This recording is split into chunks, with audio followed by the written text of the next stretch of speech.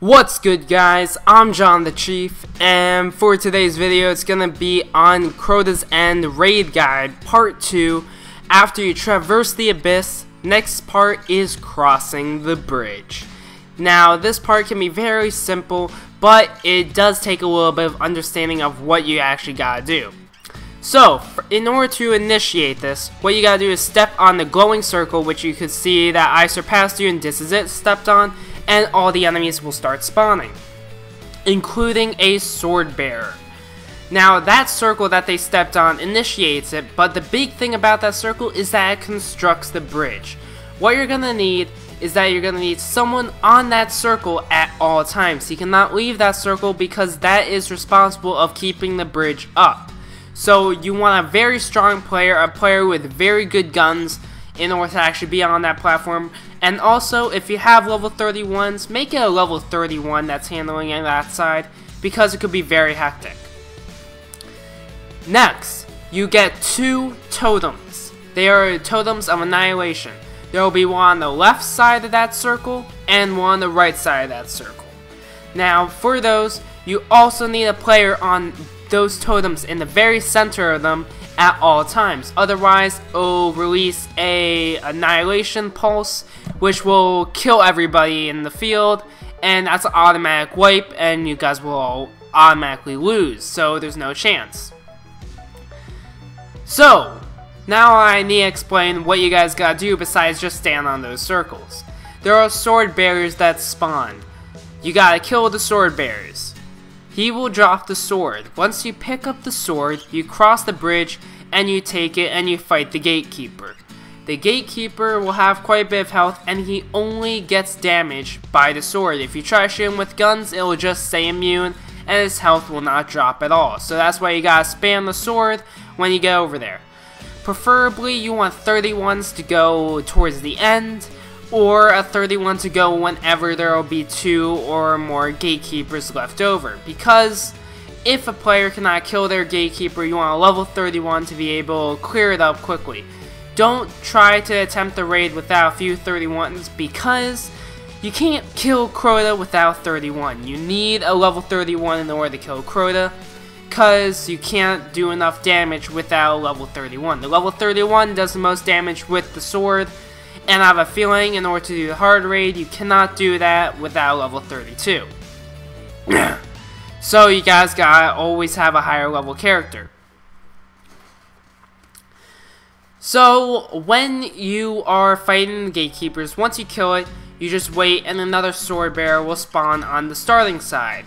Once you kill that, you send another player over. Once there's 3 players on the starting side and 3 players on the ending side, what you gotta do is that you gotta have the 3 players on the ending side stand on their side's annihilation totems. Because once you can activate those 2 totems, the two people on the totems on the starting side don't need to stand on them anymore. And that will allow them the freedom to actually be able to cross the bridge, so that way you can get more players on the ending side. Once you get 5 players on the ending side, which means that the 2 players from the starting side that were on the annihilation totems crossed the bridge and got to the ending side. I know this is a lot to handle, I know it's quite confusing, I'm trying to explain it, but I hope the gameplay kinda explains what we're supposed to do.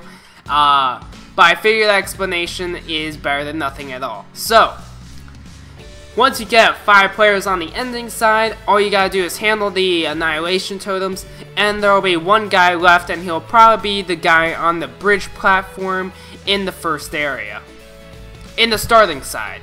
Once you get one of the players on the ending side to stand on their side's bridge platform, the bridge will keep constructed, and the last player can kill their sword bearer and run across. And then you'll have all 6 players on the ending side, which is the whole entire goal, because you need everybody to be on the ending side. A big trick is, when you get to the ending side, I recommend you can just double jump. You can see what Shadow's doing. He's just double jumping on the platform, and you could actually stay alive relatively well, because it's all about staying alive.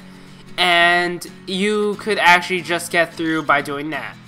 A big important thing though is on the annihilation totems, you could see that actually enemies like to walk away from you. They tend to ignore you. Like, you can see hardly any enemies have been going for me. I've been having an easy time, and this is actually common for all the Annihilator totems. Knights will just walk away, Gatekeepers will just walk away, and you could just see it's actually kind of comical how they don't go after you at all. They try to ignore you. They go after the bridge platform guys, so you'll just be like a sniper, and you'll just be shooting the stuff that go for them. And after you get all 6 players on the ending side, and you have 2 players on the Annihilation Totems, it should be safe to step off the Annihilation Totems. It should be relatively safe after you wipe out a couple of enemies. The definite point of when you don't need to be on the Annihilation Totems anymore is when the Ogres spawn. There will be 2 Ogres that spawn on the ending side once you get all players to cross.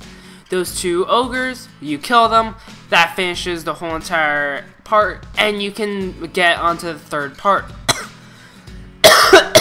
Oh my god, I'm sorry. I'm kind of sick, so I'm still trying to do this.